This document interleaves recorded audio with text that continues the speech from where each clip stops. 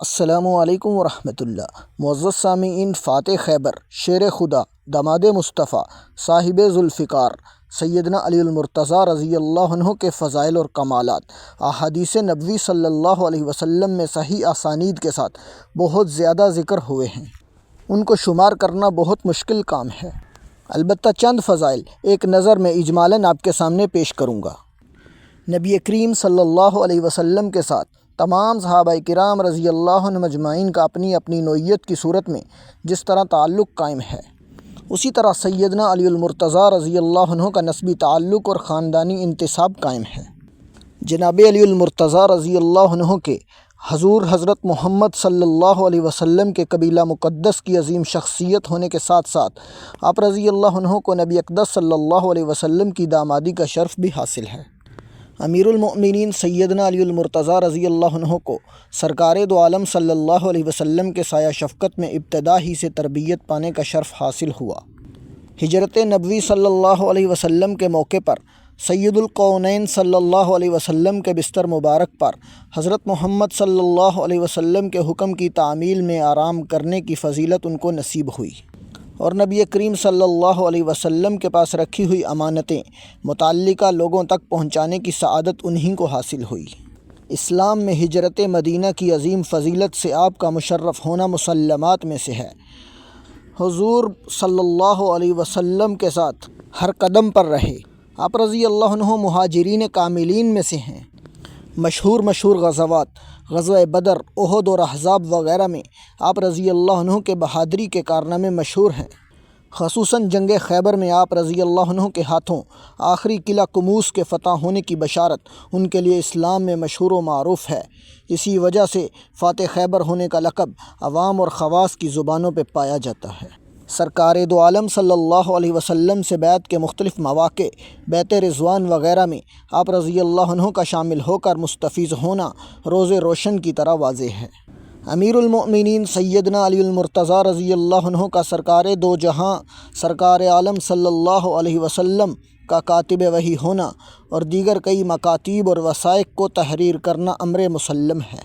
اسلام میں عشرہ مبشرہ حضرات کا مقام دیگر افراد امت سے بہت بلند ہے۔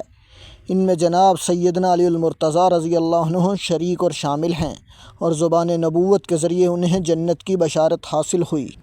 سن 9 ہجری میں جب حضرت محمد صلی اللہ علیہ وسلم نے حضرت ابوبکر صدیق رضی اللہ عنہ کو امیر حج بنا کر روانہ فرمایا تو حضرت علی المرتضیٰ رضی اللہ عنہ کو سورۃ برات توبہ کی بعض آیات کی تبلیغ کے منصب پر فائز فرمایا، اور آپ نے مکہ مکرمہ جا کر اس فریضے کا حق ادا کیا۔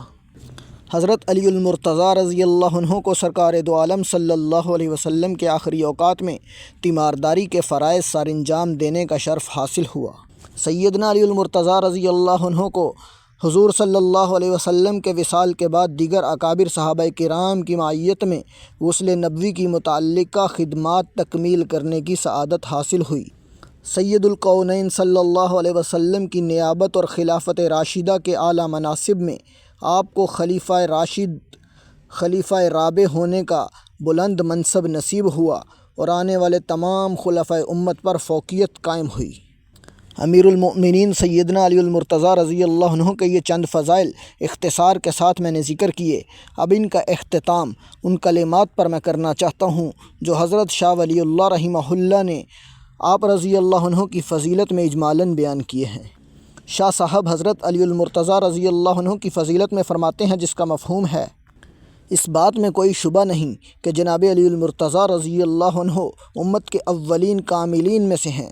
اللہ جل جلالہ نے ان میں بے حساب شرف و فضیلت کی اقسام جمع فرما دی ہیں، مثلاً پرہیزگاری، تقوی، بہادری اور مشاہد خیر میں حاضر رہنا، اور نبی اقدس صلی اللہ علیہ وسلم کے ساتھ نسبی قرابت اور محبت کاملہ، اور اللہ تعالیٰ کے معاملے میں شدید ہونا اور حق بات کے تابع رہنا، دنیا کا تارک اور زاہد ہونا وغیرہ وغیرہ۔ اور اس کے علاوہ اکابر صوفیہ کرام رحمہم اللہ تعالیٰ کے نزدیک یہ بات مشہور ہے کہ بزرگان دین کے اکثر سلاسل کا مرکز فیض اور مصدر سند جناب سیدنا علی المرتضیٰ رضی اللہ عنہ کی ذات گرامی ہے، اور یہاں سے فیوز اور برکات نبوی جاری ہیں۔ آپ رضی اللہ عنہ سیدنا علی المرتضیٰ رضی اللہ عنہ کا اسم شریف علی بن ابی طالب، کنیت ابو الحسن اور ابو تراب ہے، اور اسد اللہ اور حیدر اور المرتضیٰ آپ کے مختلف القاب ہیں۔ آپ کا خاندان بنو ہاشم ہے۔ قریش مکہ میں یہ حضرات بہت سے اعزازات کی وجہ سے ممتاز حیثیت رکھتے تھے، اور سب سے بڑا شرف جو بنو ہاشم کو اللہ رب العزت کی طرف سے نصیب ہوا وہ سرور کائنات صلی اللہ علیہ وسلم کی بعثت شریف ہے۔ حضرت علی المرتضیٰ رضی اللہ عنہ کا مقام صحابہ کرام رضی اللہ عنہ مجمعین میں بہت بلند ہے، اور آپ رضی اللہ عنہ مختلف اوصاف جمیلہ کے حامل ہیں، اور بہت سارے کمالات اللہ جل جلالہ نے آپ میں ودیعت فرمائے۔ ان میں سے ایک افتاء اور قضاء کی اعلیٰ صلاحیت ہے۔ علی رضی اللہ عنہ کے متعلق حضرت عمر فاروق رضی اللہ عنہ اور دیگر صحابہ کرام فرمایا کرتے تھے کہ علی بن ابی طالب رضی اللہ عنہ مدینہ میں سب سے زیادہ قضاء کے مناسب ہیں۔ حضرت ابو ہریرہ رضی اللہ عنہ اور حضرت عبداللہ بن عباس رضی اللہ عنہ حضرت عمر رضی اللہ عنہ سے نقل کرتے ہیں کہ حضرت عمر رضی اللہ عنہ نے اپنے عہد خلافت میں اپنے خطبے میں فرمایا کہ حضرت علی بن ابی طالب ہمارے اعلیٰ قاضی ہیں اور ابی بن کعب ہمارے اعلیٰ قاری ہیں۔ اور ابن کثیر رحمہ اللہ نے لکھا ہے کہ جب حضرت عمر رضی اللہ عنہ خلیفہ مقرر ہوئے تو انہوں نے مدینہ طیبہ پر حضرت علی رضی اللہ عنہ کو قاضی متعین فرمایا۔ امیر المؤمنین سیدنا علی المرتضیٰ رضی اللہ عنہ پر ابن ملجم نے جامع مسجد کوفہ میں 17 رمضان المبارک 40 ہجری کو صبح کے وقت حملہ کر کے آپ رضی اللہ عنہ کو شدید زخمی کر دیا تھا۔ 3 دن بعد 63 سال کی عمر میں آپ رضی اللہ عنہ نے جام شہادت نوش فرمایا۔ امیر المؤمنین سیدنا علی المرتضیٰ رضی اللہ عنہ کی شہادت کے بعد ابن ملجم کو قتل کر دیا گیا۔ سیدنا علی المرتضیٰ رضی اللہ عنہ کی شہادت کے بعد ان کے غسل اور کفن کا انتظام اس طرح کیا گیا کہ جناب کے صاحبزادے سیدنا حسن اور سیدنا حسین رضی اللہ عنہما اور جناب کے برادر زادے عبداللہ بن جعفر طیار نے جناب کو غسل دیا اور کفن پوشی کی۔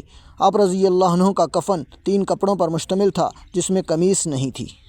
آپ رضی اللہ عنہ کے صاحبزادے سیدنا حسن رضی اللہ عنہ نے 4 تکبیروں کے ساتھ نماز جنازہ ادا کی۔ اللہ جل جلالہ ہمیں بھی آپ رضی اللہ عنہ کے نقش قدم پر چلنے کی توفیق عطا فرمائے، اور 100% نبی کریم صلی اللہ علیہ وسلم اور خلفائے راشدین کی اتباع کرنے کی توفیق عطا فرمائیں۔ وآخر دعوانا ان الحمد للہ رب العالمین، وصلی اللہ تعالی علی خیر خلقہ رحمۃ للعالمین، وعلی آلہ وازواجہ واہل بیتہ واصحابہ واتباعہ بإحسان الی یوم الدین برحمتک یا ارحم الراحمین۔